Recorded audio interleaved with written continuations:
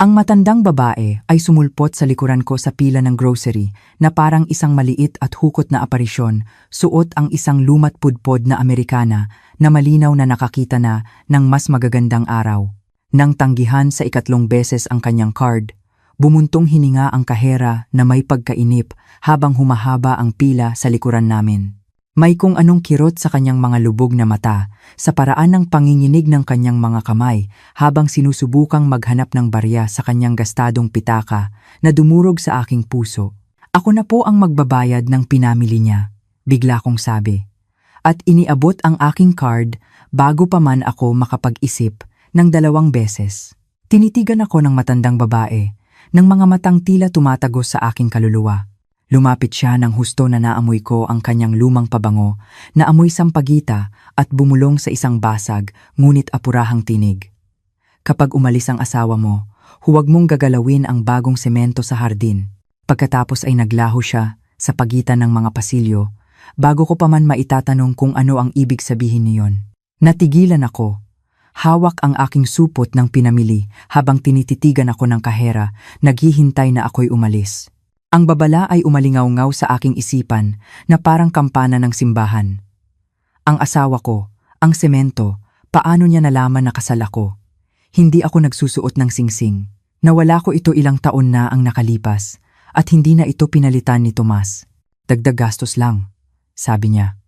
At nagkaroon kami ng biglaang pagpapasemento sa hardin kagabi.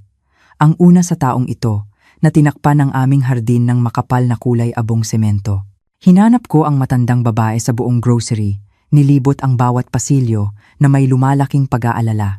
Kailangan ko ng mga paliwanag, kailangan kong maintindihan, ngunit naglaho siyang parang usok, na tila hindi siya umiral. Tinanong ko ang kahera, ang mga guwardiya, at sinuri ko pa ang paradahan. Walang nakakita sa kanyang paglabas, para siyang naglaho sa hangin. Nagmaneho ako pauwi na gulong-gulo ang isip. Paulit-ulit na tumatakbo sa aking isipan ang mga salita ng matandang babae.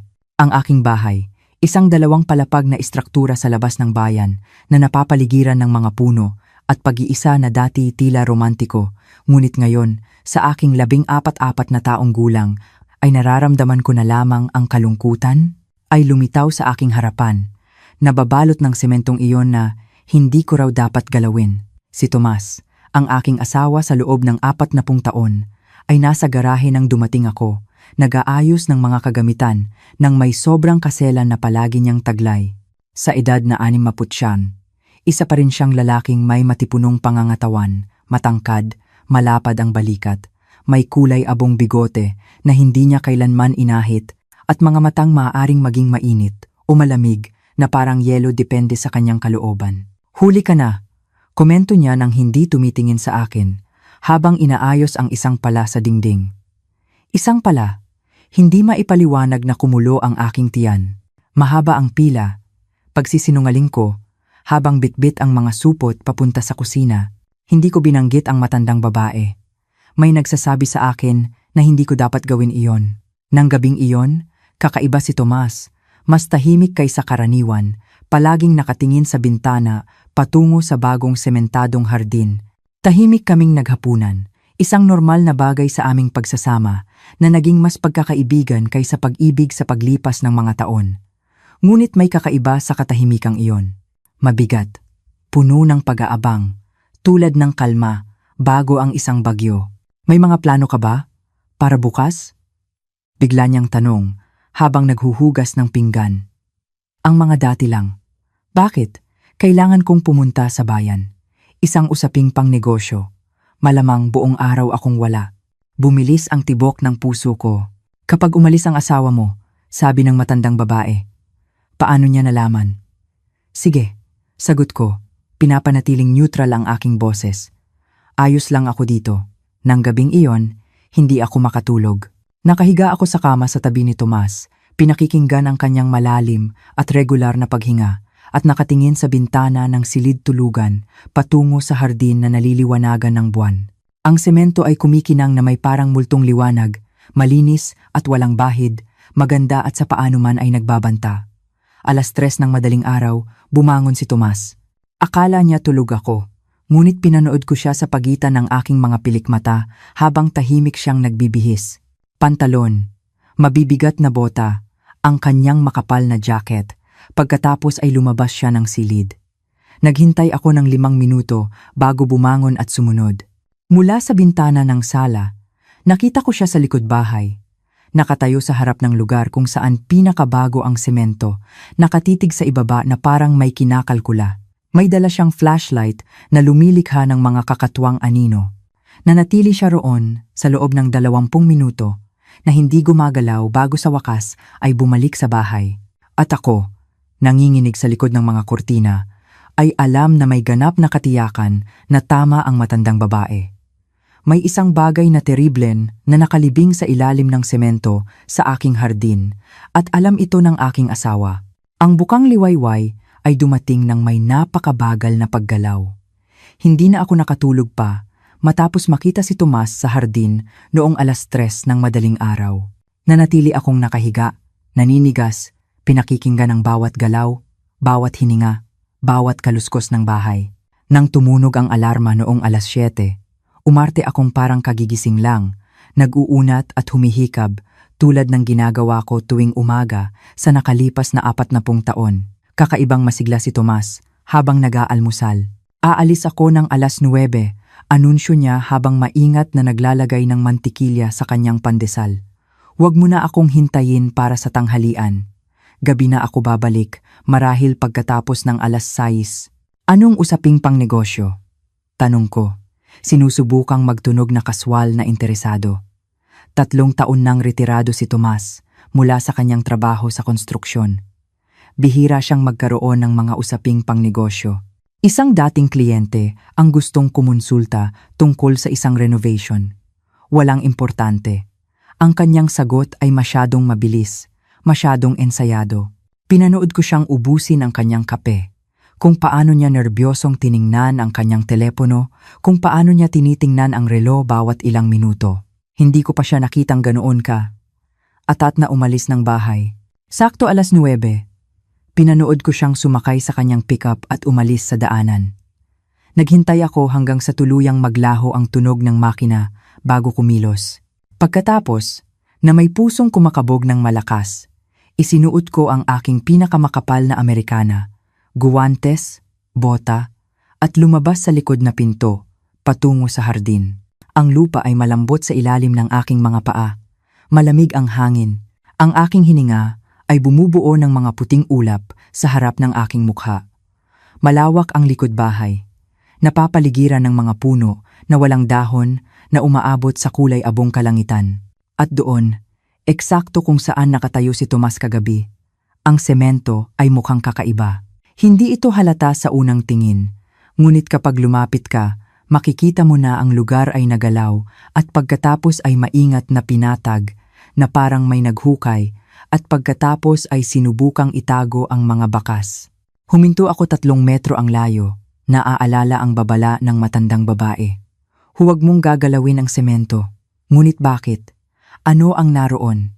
Naglakad ako sa paligid ng nagalaw na lugar, pinag-aaralan ito mula sa iba't ibang anggulo. Ito ay isang parihaba na may sukat na humigit kumulang 2 metro por isa ang sukat ng... Hindi ko maaaring isipin iyon. Ayokong isipin iyon, ngunit nang pumasok na ang pag-iisip sa aking isipan, hindi ko na ito maalis.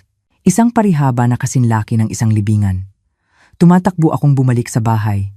Nasusuka. Ito ay katawa-tawa. Si Tomas ang aking asawa, isang lalaking kasama kong namuhay sa loob ng 4 na dekada. Pinalaki namin ang 2 anak na magkasama, sina Andrea at Miguel, na ngayon ay mga adulto na may sariling mga pamilya sa ibang mga lungsod.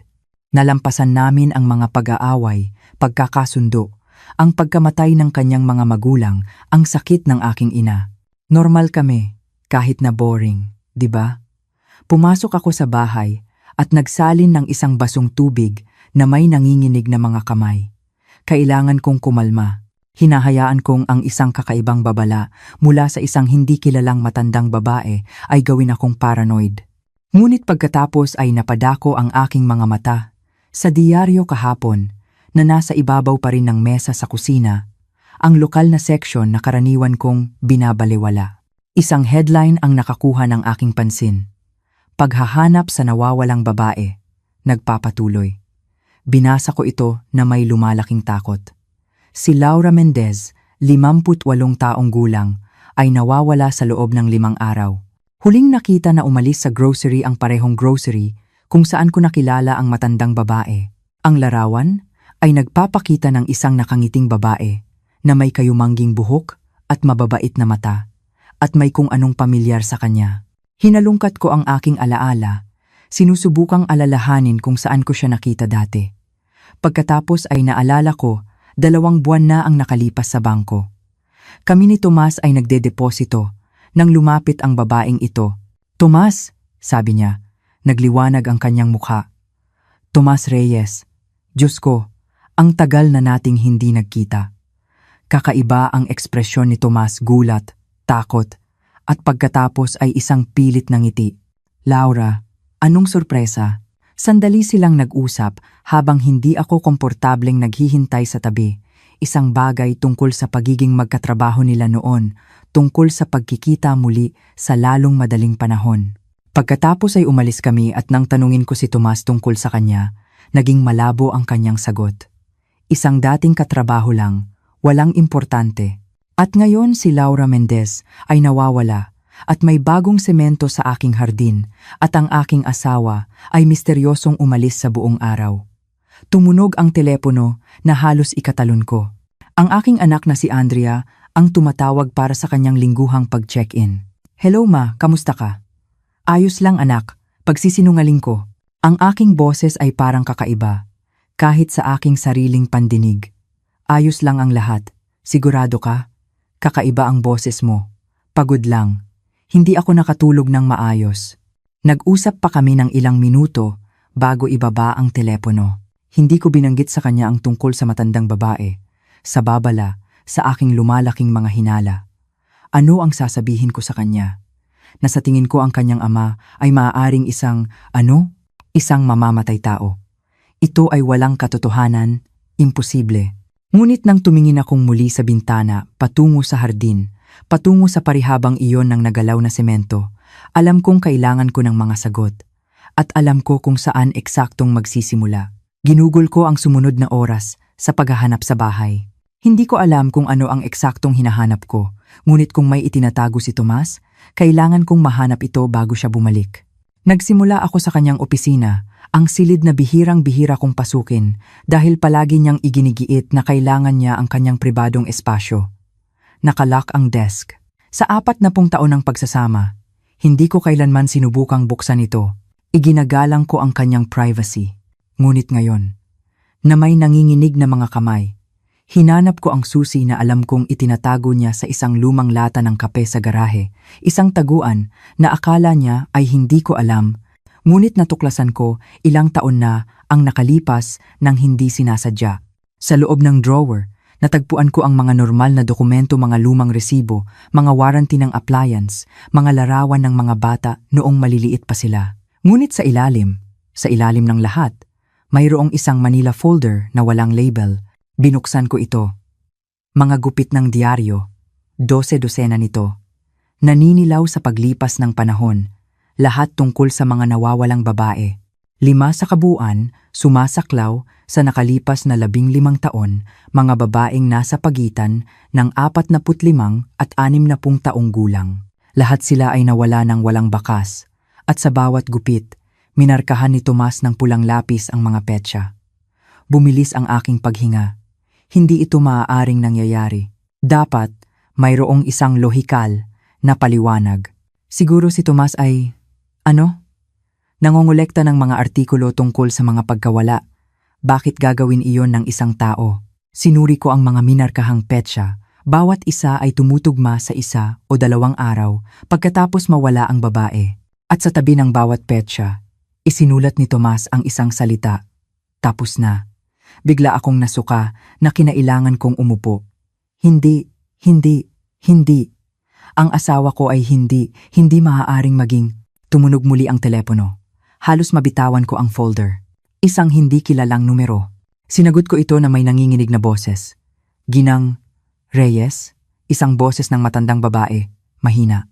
Kailangan kong makinig ka ng mabuti. Wala ka ng maraming oras. Sino po kayo? Ngunit sa puso ko, alam ko na. Ang babae sa grocery. Makinig ka sa akin. Ang sementong iyan sa iyong hardin ay nagtatakip ng ebidensya na magdidiin sa kanya. Ngunit kung gagalawin mo ito ngayon, madudumihan mo ang eksena. Kailangan mong tumawag sa pulisya, ngunit kailangan mo munang tiyakin na hindi niya masisira ang ebidensya. Paano ninyo nalaman ang lahat ng ito? Sino po kayo? Hindi na iyon mahalaga ngayon. Ang mahalaga ay si Laura Mendez ay nasa ilalim ng sementong iyan at hindi siya ang una. Naputol ang linya. Naiwan akong hawak ang telepono, nanginginig ng husto na halos hindi ko ito mahawakan. Si Laura Mendez, ang babae sa bangko, ay patay sa aking hardin, inilibing ng aking asawa. Tumakbo ako sa banyo at sumuka. Pagkatapos, nakaupo sa malamig na sahig, umiyak ako. Hindi malumanay na luha, kundi mga hagulgol na yumanig sa buong katawan ko. 40 taon. 40 taon na nakikipagtalik sa isang halimaw, nagpapalaki ng mga anak kasama niya, nagluluto ng kanyang mga pagkain, naglalaba ng kanyang mga damit. Naniniwalang kilala ko siya. Ngunit pagkatapos, ang pagkabigla ay napalitan ng isang bagay na mas malamig, mas matigas galit. Tumayo ako, naghilamos ng mukha, at bumalik sa opisina. Kinuha ko ng litrato ang bawat gupit gamit ang aking telepono. Pagkatapos ay ibinalik ko ang lahat ng eksakto tulad ng dati at nilock ang drawer. Kailangan ko ng mas maraming ebidensya bago tumawag sa pulisya. Kailangan kong maging ganap na sigurado. Bumalik ako sa hardin. Sa pagkakataong ito ay mas lumapit sa nagalaw na lugar. Ang babala ng matandang babae ay umalingaw-ngaw sa aking isipan. Huwag galawin ang semento. Ngunit maaari akong magmasid. Lumuhod ako sa gilid ng sementadong parihaba at maingat na sinuri. At pagkatapos ay nakita ko ito isang maliit na piraso ng tela na bahagyang nakausli mula sa gilid ng semento. Napakaliit na maaaring mapagkamalang isang maliit na sanga. Kulay asul ito, mukhang tela ng maong. Gamit ang isang sanga, maingat, nang hindi direktang hinahawakan, inalis ko ang lupa sa paligid ng tela at nakita ko ang higit pa.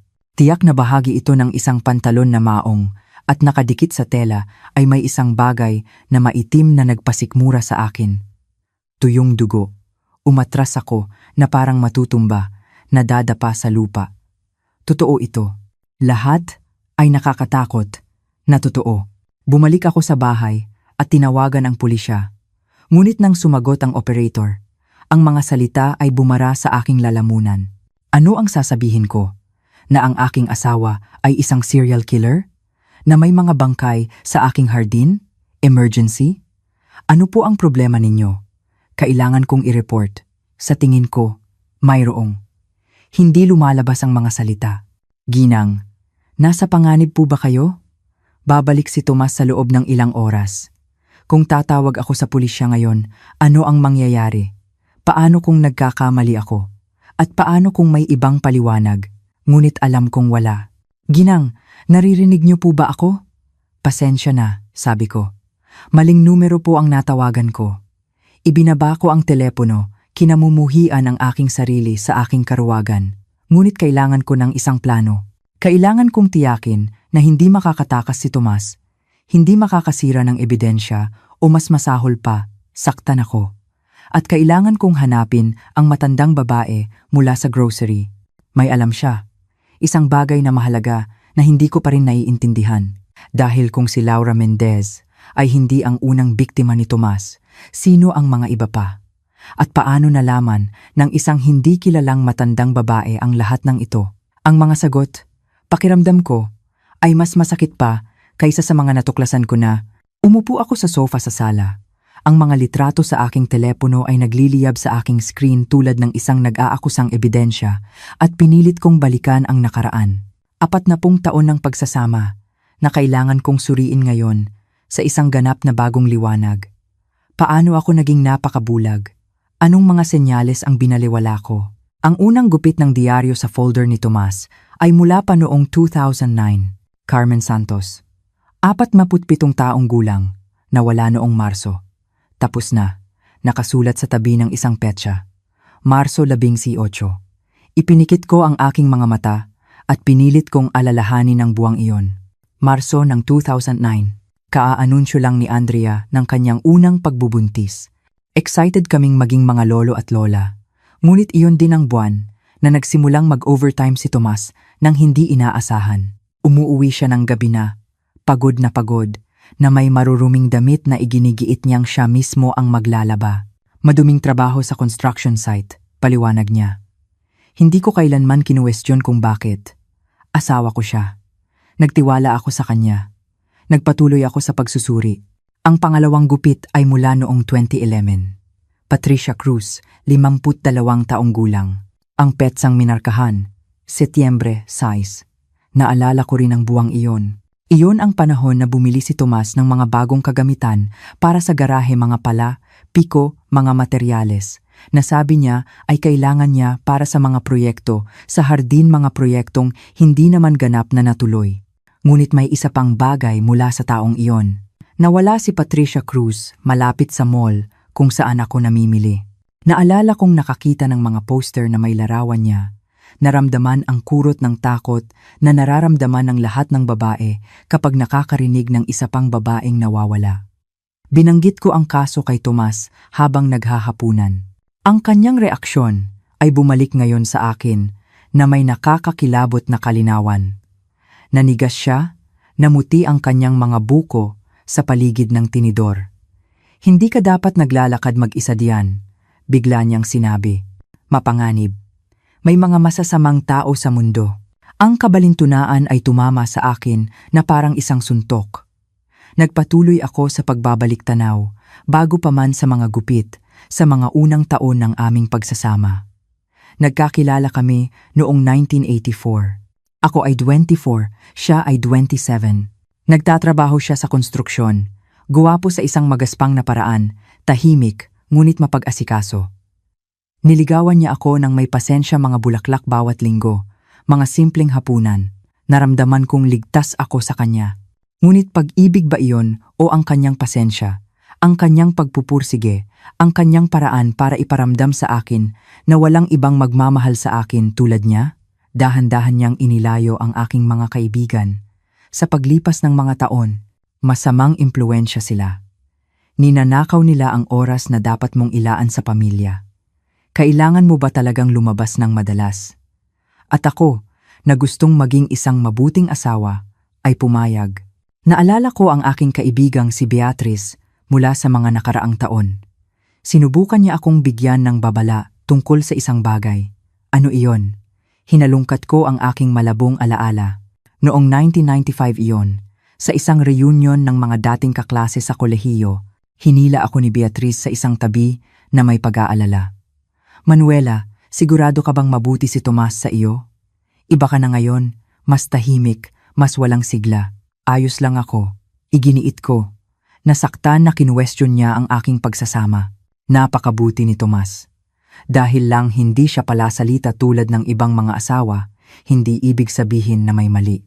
Hindi na ako muling inimbita ni Beatrice pagkatapos ng araw na iyon.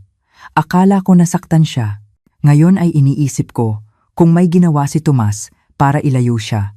Nag-vibrate ang aking telepono na nagpabalik sa akin mula sa aking mga alaala. Isang text message mula sa isang hindi kilalang numero. Tingnan mo sa silong, sa likod ng lumang pampainit ng tubig. M. Ang misteryosong matandang babae. Paano niya nakuha ang numero ko? Ang silong. Bihira akong bumaba doon. Teritoryo iyon ni Tomas, kung saan niya itinatago ang kanyang mga kagamitan, kung saan niya ginagawa ang kanyang mga proyekto. Lumangit-ngit ang mga hagdanan sa ilalim ng aking mga paa habang ako'y bumababa, binubuksan ang maalikabok na ilaw. Ang silong ay amoy mamasa-masang lupa at metal. Ang lumang pampainit ng tubig ay nasa pinakamalayong sulok, mahinang umuugong. Sa likod nito ay may dingding na yari sa plywood na laging nandoon. Hindi ko kailanman kinuwestiyon iyon. Ngunit ngayon, tinitingnan ito ng mga bagong mata. May napansin ako, maliit na mga bisagra sa isang gilid. Hindi ito isang dingding, isa itong nakatagong pinto. Nanginginig ang mga kamay na itinulak ko ang panel. Bumukas ito ng may kaluskos, na nagbunyag ng isang maliit na espasyo, parang isang aparador, at sa loob, mga kahon. 5 karton na kahon, bawat isa ay may label ng isang taon. 2009, 2011, 2015, 2018, 2022. Ang mga taon ng mga gupit ng diaryo, ang mga taon ng mga pagkawala. Binuksan ko ang unang kahon na may manhid na mga daliri. Sa loob ay may isang pitaka ng babae na may ID ni Carmen Santos, mga alahas, isang kuwintas, mga hikaw, isang singsing na pang-engagement mga larawan niya, at isang bagay na nagpasuka sa akin sa sahig ng silong. Isang hibla ng buhok na tinalian ng isang pink na laso. Mga tropeyo. Ito ay mga tropeyo mula sa kanyang mga biktima. Binuksan ko ang bawat kahon, natagpuan ang parehong bagay. Mga personal na gamit, mga ID, mga alahas, 5 babae, 5 buhay na ninakaw. At sa huling kahon, ang mula sa 2022, mayroon pang iba, mga litrato ni Laura Mendez, ngunit hindi ito mga ordinaryong litrato, ito ay mga surveillance photos. Sinusundan siya ni Tomas sa loob ng ilang linggo bago niya ito patayin. At sa ilalim ng lahat, sa pinakailalim ng huling kahon, natagpuan ko ang isang bagay na nagpayelo sa aking dugo, isang sobre na may pangalan kong nakasulat sa sulat kamay ni Tomas. Sa loob ay may iisang litrato, ako, na kinunan kamakailan, habang namimili sa grocery, ang parehong grocery kung saan ko nakilala ang matandang babae. At nakasulat sa likod ng litrato, gamit ang pulang lapis, ay isang salita, susunod. Nalaglag mula sa aking nanginginig na mga kamay ang litrato ko. Susunod. Ako ang susunod. Ang aking asawa, ang lalaking kasama ko sa higaan, sa pagkain, ang ama ng aking mga anak, ay nagpaplanong patayin ako. Kailan? Mamayang gabi. Bukas. Sa susunod na pagbuhos ng malakas na ulan na maglilibing sa aking katawan sa tabi ni Laura Mendez? Naparalisado ako ng takot sa loob ng ilang mahalagang segundo. Pagkatapos, ang pagnanais na mabuhay ay nanaig. Kinuha ko ang aking telepono gamit ang mga kamay na halos hindi ko makontrol at kinuna ng litrato ang bawat kahon, bawat bagay, bawat piraso ng ebidensya. Kung may mangyari sa akin, hindi ito maaaring mamatay kasama ko. Ipinadala ko ang lahat ng mga litrato sa aking email, kay Andrea, kay Miguel. Sumulat ako ng isang mabilis na mensahe. Kung may mangyari sa akin, buksan ninyo ang mga file na ito at tumawag agad sa pulis. Pinindot ko ang send bago pa ako makapagsisi. Ang orasan ay nagmamarka ng 2:00 ng hapon. Sinabi ni Tomas na babalik siya pagkatapos ng 6:00. 4 na oras para kumilos, para maintindihan, para iligtas ang aking sarili. Nag-vibrate muli ang aking telepono. Isa pang mensahe mula sa hindi kilalang numero. Pumunta ka sa Rosales Cafe. Sa mesa sa likod. Kailangan nating mag-usap. M.S. 20 minuto ang layo ng Rosales Cafe. Isang panganib ang pag-alis sa bahay, ngunit kailangan ko ng mga sagot, higit pa sa kailangan ko ng kaligtasan. Kinuha ko ang mga susi ng kotse. 2 beses na sinuri kung dala ko ang aking telepono at umalis. Nagmaneho ako na parang wala sa sarili. Ang isip ko'y nag-uunahan. Bakit gusto akong patayin ni Tomas pagkatapos ng 40 taon? Ano ang nagbago? O palagi ba itong plano niya at naghihintay lang siya ng tamang panahon? Maliit at maginhawa ang kafe, amoy bagong lutong tinapay. At doon, sa mesa sa likod, naroon ang matandang babae mula sa grocery. Ngunit ngayon, na nakikita siya sa mas magandang liwanag, napansin ko ang mga detalye na hindi ko napansin kanina. Ang hugis ng kanyang mga mata, ang kurba ng kanyang panga, ang paraan ng paghawak niya sa kanyang tasa ng tsaa. Umupo ako sa tapat niya, ang puso ko'y kumakabog ng malakas. Sino po kayo? Tinitigan niya ako ng mga matang puno ng luha. Ang pangalan ko ay Monica. Monica Santos. Tumama sa akin ang apelyido, Santos. Tulad ni Carmen Santos, ang aking nakatatandang kapatid, dumaloy ang luha sa kanyang mga kulubot na pisngi. Nawala siya 15 taon na ang nakalipas. Hindi siya kailanman natagpuan ng mga pulis. Sinabi nila na marahil ay kusa siyang umalis, na ang mga babaeng nasa katanghaliang gulang ay minsan ay tumatakas sa kanilang mga buhay. Ngunit alam ko, hindi kami kailanman iiwan ni Carmen ng ganoon. Paano? Paano ninyo nalaman ang tungkol sa asawa ko? Ginugol ko ang 15 taon sa pag-iimbestiga, 15 taon na sinusundan ang bawat bakas, bawat bulong-bulungan. Nawala si Carmen pagkatapos makilala ang isang lalaki sa isang cafe. Isang lalaking gwapo, tahimik, isang construction worker. Hiningi niya ang numero niya. Sinabi niyang gusto niya itong imbitahan para maghapunan. Hiwalay siya sa asawa, nag-iisa. Akala niya ito na ang kanyang pagkakataon na mahanap muli ang pag-ibig. Kumulo ang aking tiyan, si Tomas. Wala akong patunay, ngunit nagsimula akong makapansin ng isang pattern. Bawat ilang taon, isa pang babae ang nawawala. Laging nasa katanghaliang gulang, laging nag-iisa o hiwalay sa asawa, laging pagkatapos makilala ang isang misteryosong lalaki. Kumuha ako ng mga pribadong investigador. Nagastos ko ang lahat ng aking ipon, ang aking bahay, lahat. At sa wakas, 6 na buwan na ang nakalipas, natagpuan ko siya. Bakit hindi kayo pumunta sa pulisya? Ginawa ko, ngunit wala akong pisikal na ebidensya, mga haka-haka lang. Sinabi nila na nahuhumaling lang ako, na kailangan ko nang mag-move on, ngunit hindi ko kaya. Hindi kong walang hustisya para kay Carmen, para sa kanilang lahat. Kaya sinundan niyo ako, binalaan ako tungkol sa semento. Nakita ko si Laura Mendez na kausap ang asawa mo sa bangko 2 buwan na ang nakalipas. Agad kong nakilala ang pattern. Sinubukan ko siyang bigyan ng babala, ngunit hindi siya naniwala sa akin. 3 araw pagkatapos, nawala siya. At pagkatapos ay bumuhos ang malakas na ulan. Nakita ko ang asawa mong lumabas ng gabi na iyon na may mga pala sa kanyang pickup. Sinundan ko siya hanggang sa bahay mo. Nakita ko siyang naghuhukay sa likod bahay. At tumawag kayo sa pulis? Ginawa ko. Pumunta sila sa bahay mo kinabukasan. Magalang silang tinanggap ng asawa mo. Ipinakita sa kanila ang hardin. Ipinaliwanag niya na naglilipat siya ng lupa para sa isang landscaping project bago bumuhos ang ulan. Walang search warrant, wala silang magawa.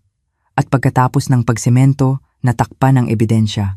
Ngunit ang semento ay maaaring masira, eksakto, at pagkatapos ay lalabas ang ebidensya.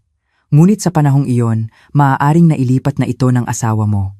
Kaya kailangan kong hindi mo galawin ang semento para mapanatili ang crime scene ng eksakto kung ano ito. At kailangan kong malaman mo ang katotohanan bago niya gawin sa iyo ang ginawa niya sa iba. Natagpuan ko ang koleksyon niya. Sabi ko, nanginginig ang aking boses, ang mga kahon sa silong, mga tropiyo, mula sa kanilang lahat, at isang litrato ko na may markang susunod.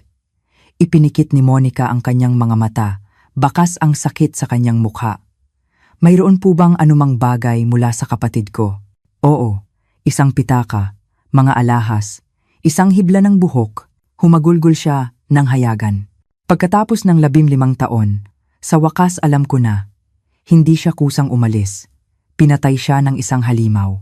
Ano ang gagawin natin ngayon? Tanong ko.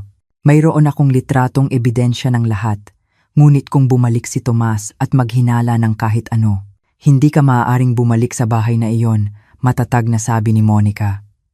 Tinawagan ko na ang aking kontak sa pulisya, ang nag-iisang detective na sineseryoso ako. Ipinadala ko sa kanya ang mga litratong ipinasa mo sa akin.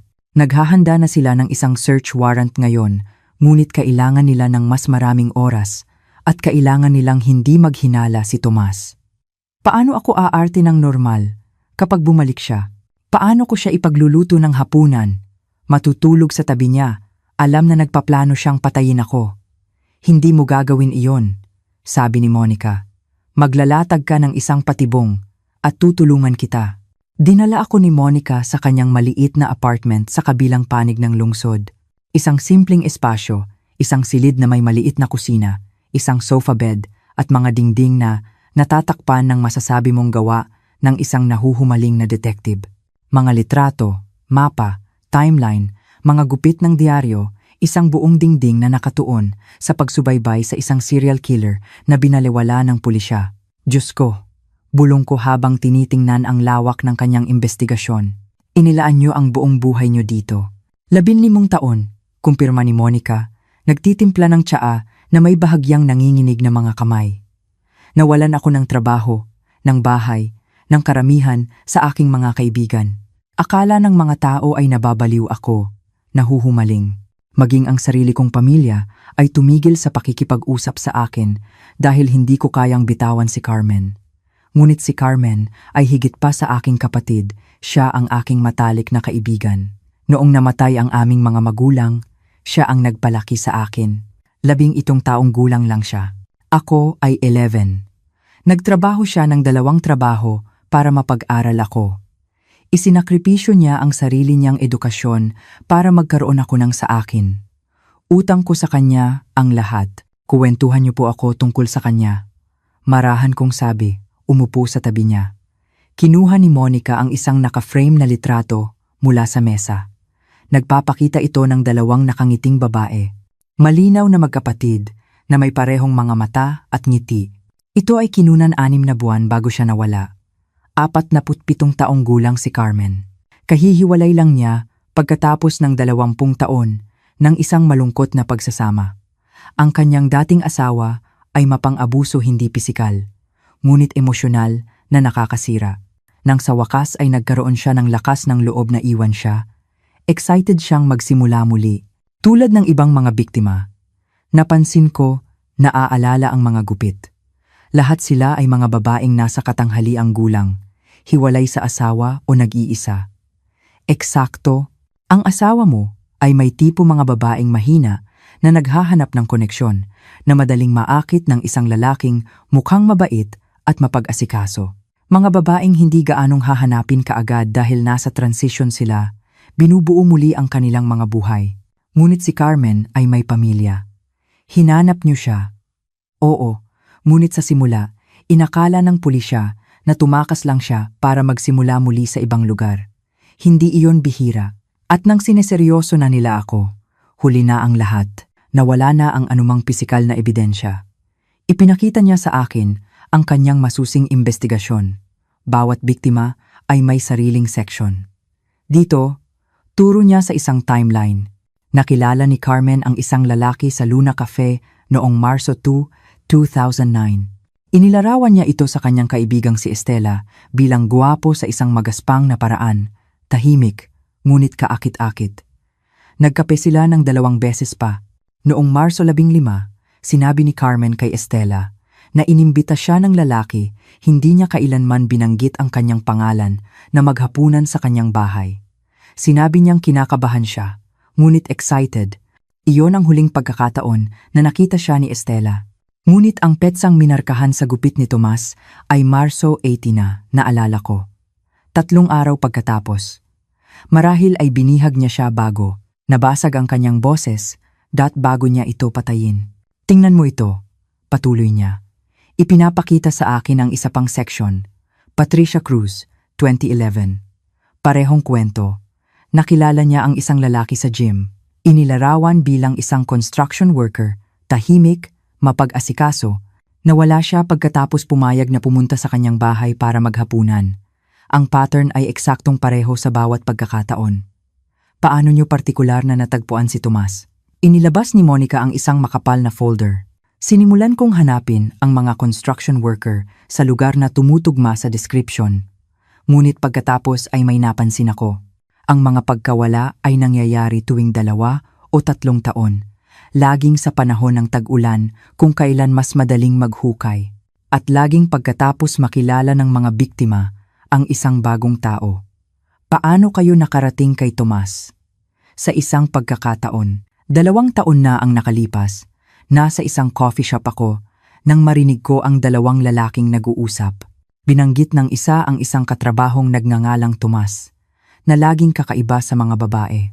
Karaniwan, hindi mo iyon papansinin, ngunit pagkatapos ng 15 taon ng paghahanap, sanay na ang aking mga tainga na makarinig ng mga ganitong bagay. Sinimulan kong sundan si Tomas Reyes. Sa simula, mukha siyang ganap na normal. Asawa, ama, masipag na manggagawa. Ngunit pagkatapos ay napansin ko ang isang bagay na kakaiba.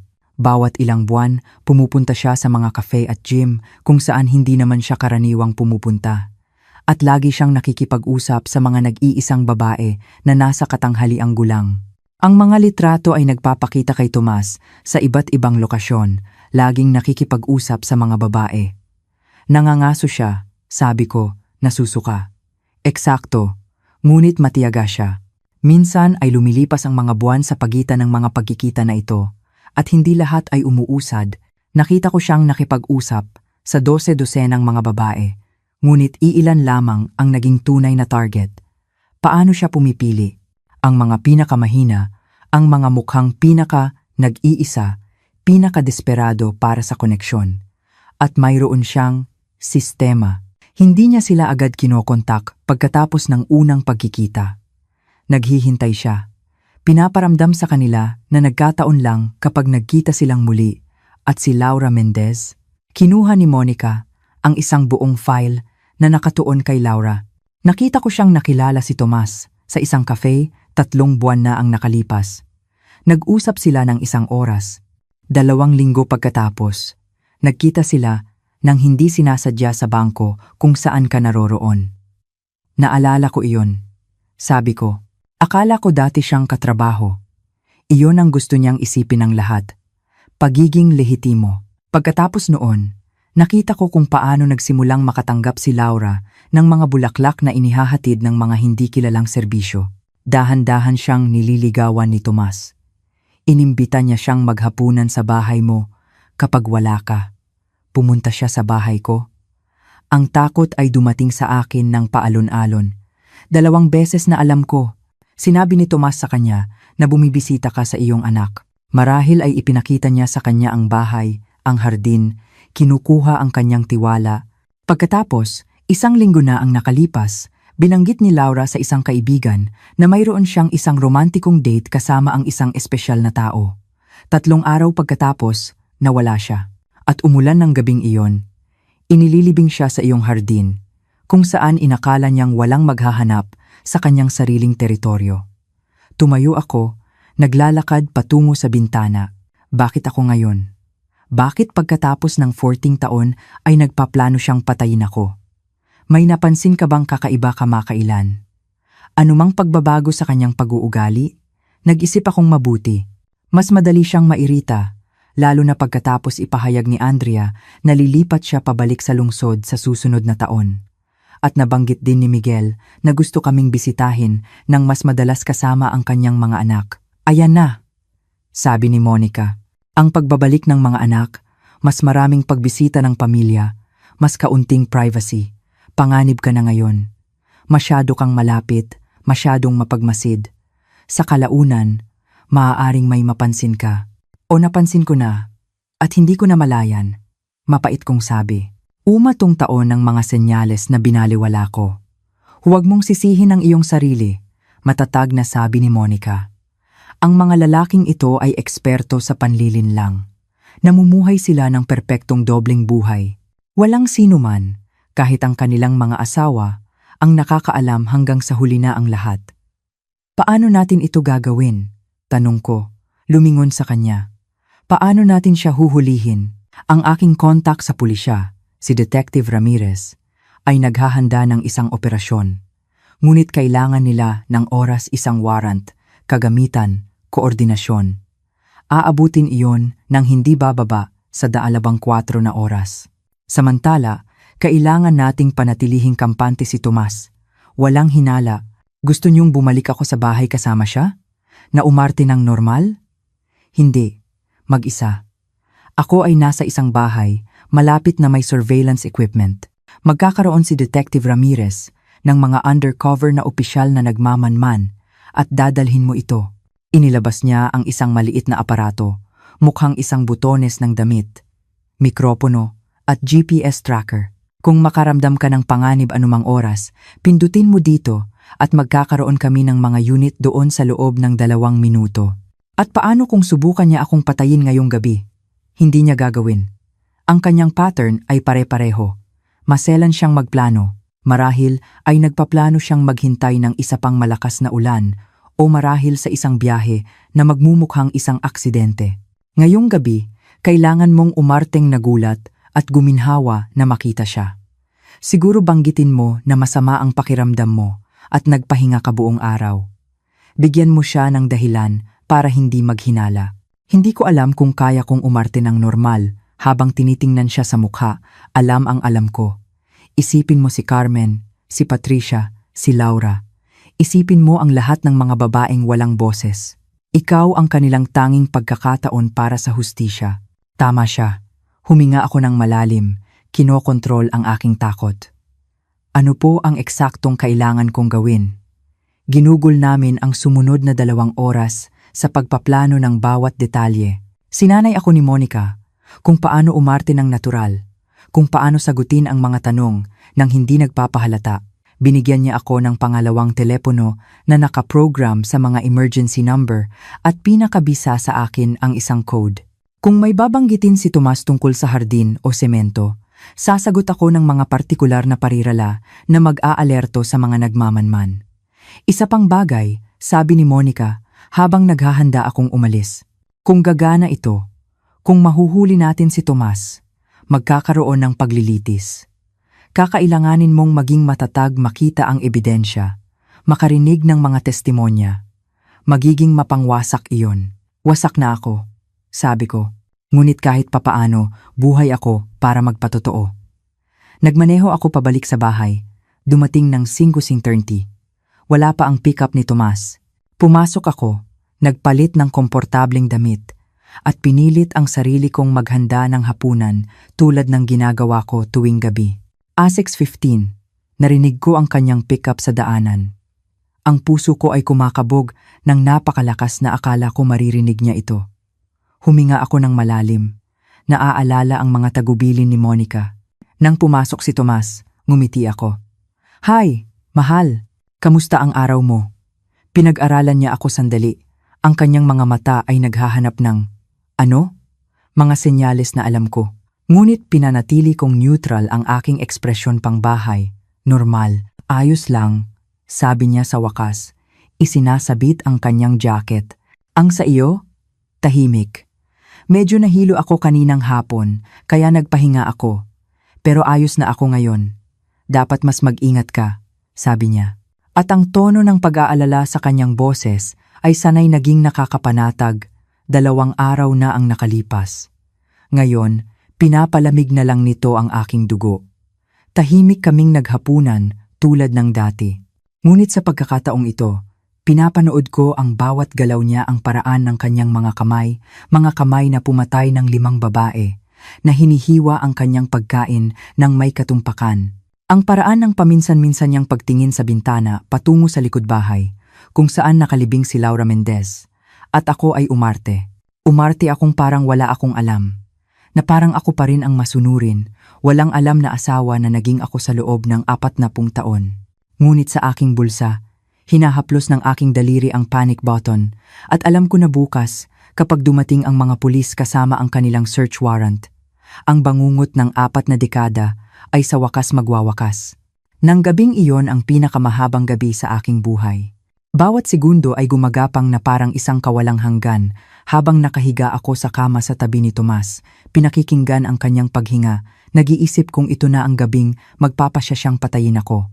Ang panic device ay nakatago sa ilalim ng aking unan, ang aking pangalawang telepono sa drawer ng aking mesa sa tabi ng kama, at sa isang lugar sa labas, si Monica at si Detective Ramirez ay nagmamanman sa bawat tunog sa pamamagitan ng mikroponong nakatago sa aking damit.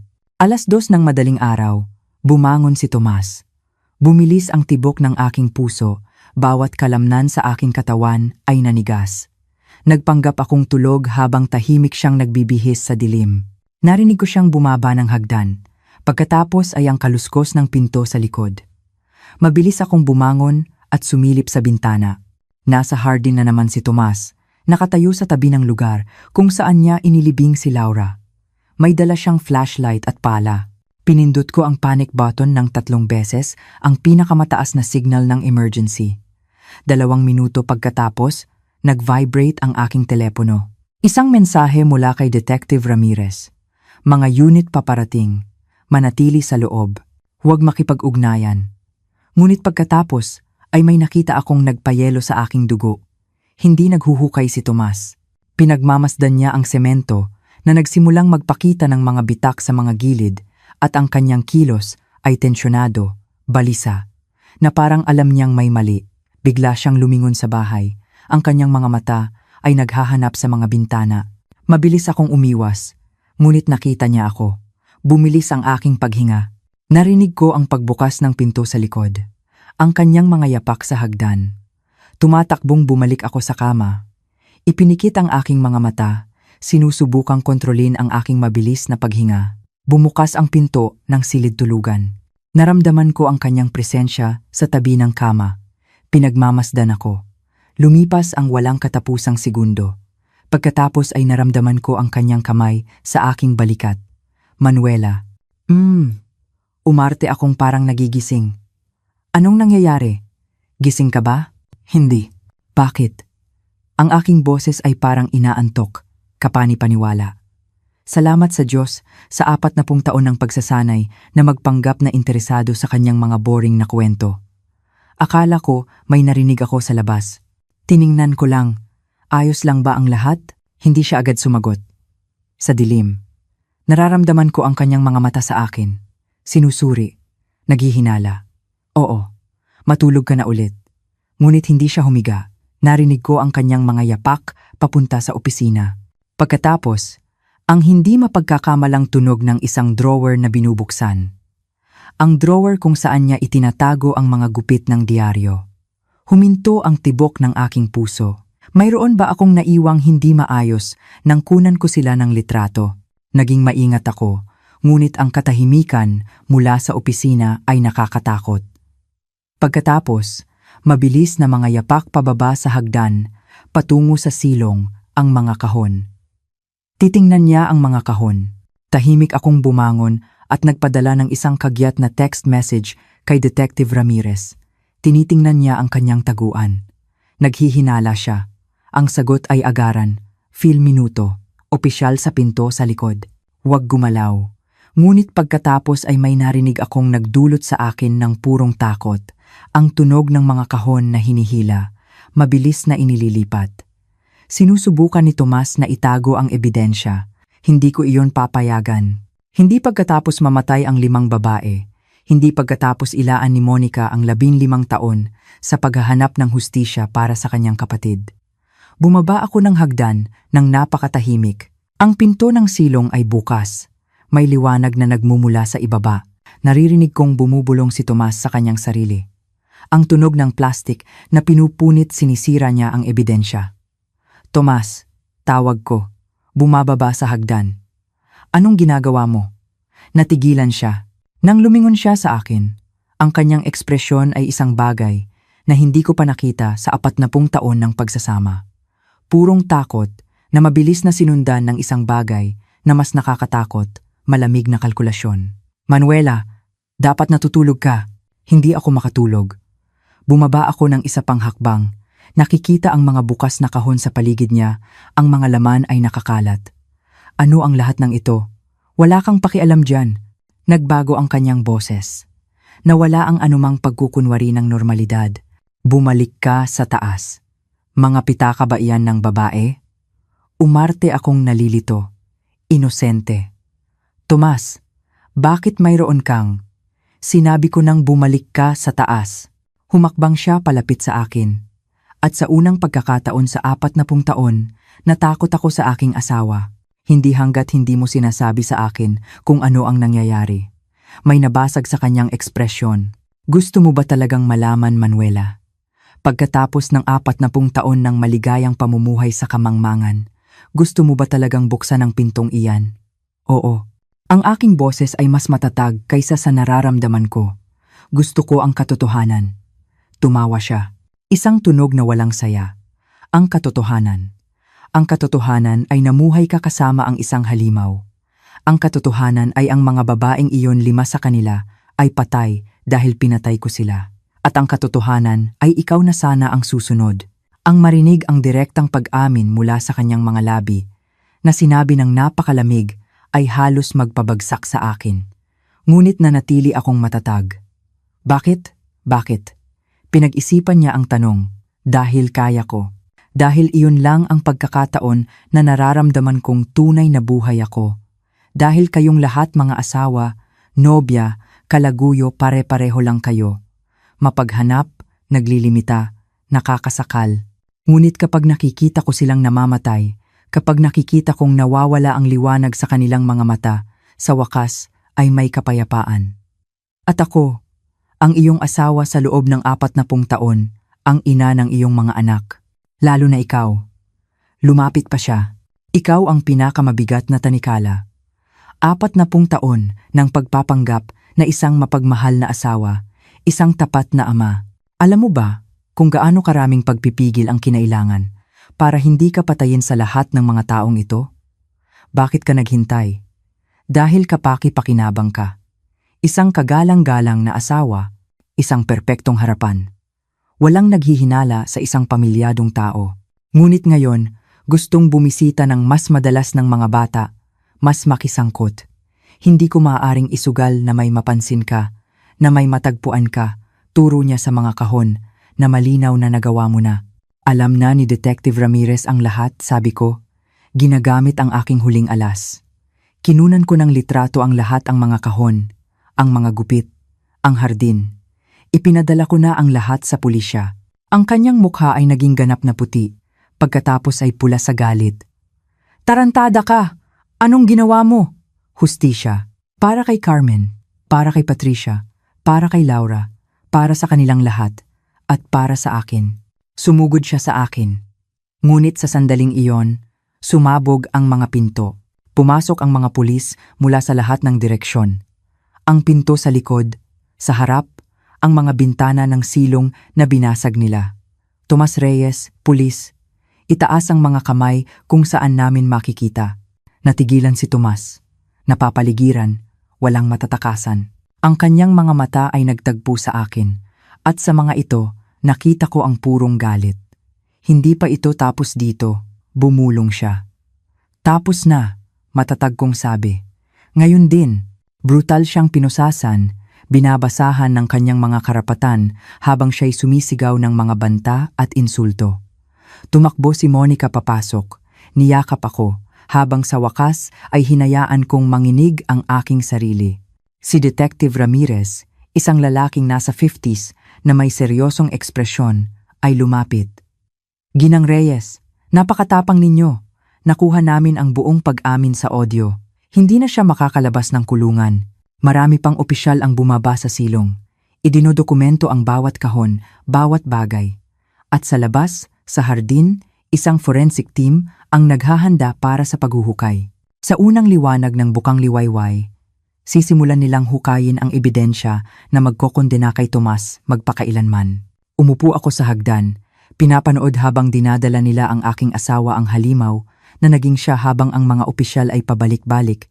Ginagawang isang crime scene ang aking tahanan. Ginang Reyes, isang batang babaeng opisyal ang lumapit. Mayroon po ba kayong matutuluyan? Ang bahay na ito ay isasara sa loob ng ilang araw. Pwede kang tumuloy sa akin. Agad na alok ni Monica. Tumango ako, hindi makapagsalita. Pinapanood habang gumuho ang aking 1 taong buhay.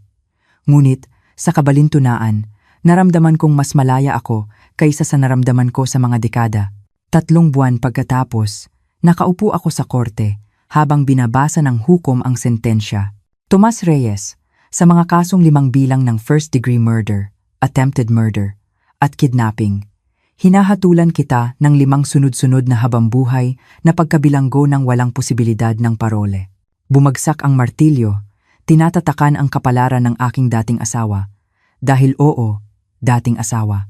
Sinimulan ko kaagad ang diborsyo pagkatapos ng kanyang pag-aresto, at ito ang pinakamabilis na legal na proseso sa aking buhay. Tiningnan ako ni Tomas mula sa lamesa ng depensa, nakaposas, nakasuot ng orange na uniforme ng bilangguan. Hindi na siya ang matipunong lalaki na nakilala ko. Hukot na siya, talunan, tumanda ng 10 taon sa loob ng 3 buwan. Ngunit sa kanyang mga mata, kumikinang pa rin ang galit na naging tunay niyang kalikasan sa lahat ng panahon. Hindi ko siya tiningnan pabalik. wala na siyang kapangyarihan sa akin. Sa tabi ko ay sina Andrea at Miguel, ang aking mga anak, na nawasak sa rebelasyon. Umiyak si Andrea ng ilang araw. Pumasok si Miguel sa ganap na pagtanggi. Ngunit sa kalaunan, na hinarap ang hindi maikakailang ebidensya, ang mga nakarecord na pag-amin, ang mga labing natagpuan sa aming hardin, ang mga tropeyo, sa silong kinailangan nilang tanggapin ang nakakatakot na katotohanan. Hindi natin talaga siya nakilala, sabi ni Miguel na may basag na boses. Namuhay tayo kasama ang isang estranghero sa buong buhay natin. Sa kabilang panig ko ay si Monica, na umiyak nang sa wakas ay nakilala at nakuha ang mga labi ni Carmen mula sa hardin. Pagkatapos ng 15 taon, ang kanyang kapatid ay sa wakas ay magkakaroon ng isang maayos na libing. Ang paghuhukay sa hardin ay nagbunyag ng higit pang katatakutan kaysa sa inaakala. Hindi lang si Laura Mendez ang nakalibing doon, kundi pati na rin si Patricia Cruz mula noong 2011. Ang iba pang 3 bangkay ay natagpuan sa mga ari-arian na pansamantalang nagamit ni Tomas sa mga proyekto, sa konstruksyon, sa paglipas ng mga taon. 5 babae, 5 buhay na ninakaw, 5 pamilyang nawasak. Sa panahon ng paglilitis, kinailangan kong magpatotoo. Kinailangan kong umupo sa harap ng isang silid na puno ng mga estranghero at aminin na namuhay ako kasama ang isang serial killer sa loob ng 40 taon nang hindi nalalaman. Ang mga tanong ng depensa ay brutal. Hindi niyo ba kailanman pinaghihinalaan? Paano posible na hindi ninyo napansin ang mga senyales? Sigurado po ba kayong hindi kayo kasabwat? Ngunit naging mabangis ang taga-usig sa aking pagtatanggol at ang ebidensya ay nagsalita para sa sarili nito. Ako ay isa pang biktima ni Tomas, hindi kanyang kasabwat. Ang pinakamasakit na testimonya ay nagmula sa mga psychological expert na nagpaliwanag kung paano maaaring mapanatili ng mga psychopath ang perpektong magkahiwalay na dobleng buhay. Sila ay mga kameleon, patotoo ng isang forensic psychiatrist. Maaari silang maging mapagmahal na asawa, tapat na ama, huwarang mamamayan sa publiko habang gumagawa ng mga kalupitan ng pribado. Ang kanilang mga pamilya ay madalas na huling nakakaalam. Pagkatapos ng sentensya, lumapit sa akin ang mga kamag-anak ng mga biktima. Ang ilan ay galit. Paano mo hindi nalaman? Ngunit karamihan ay maunawain. Niyakap ako ng kapatid ni Patricia Cruz na umiiyak. Salamat sa pagiging matapang, sa pagtulong na mahuli siya. Sa wakas, makakapagpahinga na nang payapa ang aking kapatid. Kami ni Monica ay naging hindi mapaghiwalay sa mga buwang iyon, 2 babaeng pinagbuklod ng trahedya, ngunit pati na rin ng kaligtasan. Magkasama kaming nagtatag ng isang non-profit na organisasyon upang tulungan ang mga pamilya ng mga biktima ng karahasan at upang sanayin ang mga pulis sa pagkilala ng mga pattern ng mga serial killer na nagtatago sa mga tila normal na buhay. Ang Proyekto Carmen, tinawag namin ito bilang parangal sa kapatid ni Monica at sa lahat ng mga babaeng hindi nagkaroon ng boses. Ibinenta ko ang bahay. Hindi ko kayang manirahan doon pagkatapos malaman kung ano ang nangyari sa hardin na iyon. Gamit ang pera, bumili ako ng isang maliit na apartment malapit sa dagat, isang lugar na malinis, walang kasaysayan, kung saan maaari akong magsimula muli. Sa aking 64 na taong gulang, natutunan kong mamuhay mag-isa sa unang pagkakataon sa aking buhay. Natutunan ko na hindi ko kailangan ng asawa para tukuyin ako. Natutunan ko na ang lakas na ginamit ko upang mabuhay sa 40 taon ng pagsasama sa isang halimaw ay ang parehong lakas na magpapahintulot sa akin na muling bumangon. Madalas akong bisitahin ni Andrea at Miguel, at dahan-dahan kaming naghihilom bilang isang pamilya. Ang aking mga apo, na protektado mula sa pinakamadilim na detalye, ngunit may kamalayan na ang kanilang lolo ay gumawa ng napakasamang bagay, ay mas mahigpit na yumayakap sa akin ngayon na parang natatakot na mawala rin ako. Isang hapon, 6 na buwan, pagkatapos ng paglilitis, binisita namin ni Monica ang sementeryo kung saan sa wakas ay nakahimlay si Carmen. Nag-iwan kami ng mga sariwang bulaklak sa kanyang puntod, sa tabi ng mga puntod ni Patricia, Laura, at ng iba pang mga biktima. Lahat ay magkakasama sa isang seksyon na itinalaga ng lungsod bilang hardin ng alaala. Salamat, sabi ni Monica, hinawakan ang aking kamay. Sa pagtulong sa akin nabigyan siya ng hustisya, sa pagiging matapang noong hindi ko kaya ng mag-isa. Iniligtas mo ang buhay ko, sagot ko. Binalaan mo ako noong walang ibang gagawa nito. Isinugal mo ang lahat para ilantad ang katotohanan. Nanatili kaming tahimik, pinararangalan ang mga babaeng hindi nakaligtas, ngunit ang mga alaala ay mabubuhay sa pamamagitan ng aming trabaho. Nang gabing iyon, mag-isa sa aking apartment sa harap ng dagat, sumulat ako sa aking talaarawan, isang bagay na sinimulan ko bilang therapy. Ngayong araw, tinatakan ng hukom ang kapalaran ni Tomas. Ngunit ilang buwan na ang nakalipas, tinatakan ko ang sa akin. Pinili kong mabuhay. Pinili kong lumaban. Pinili ko ang katotohanan kaysa sa kaginhawahan ng kamangmangan. Sa edad na 64, nagsisimula pa lang ang aking buhay. At sa pagkakataong ito, isinasabuhay ko ito para sa aking sarili. Isinara ko ang talaarawan at tumingin sa bintana patungo sa karagatan. Ang mga alon ay humahampas sa dalampasigan, walang katapusan, walang hanggan. Bawat isa ay hinuhugasan ang nakaraan, nagdadala ng isang bagong bagay. Ganoon na ako ngayon nagbago, malaya, sa wakas, ganap na buhay. At sa isang lugar, sa isang selda ng bilangguan, gugugulin ni Tomas ang bawat natitirang araw ng kanyang buhay sa pagbabayad sa kanyang ginawa. Hustisya hindi perpekto, ngunit totoo.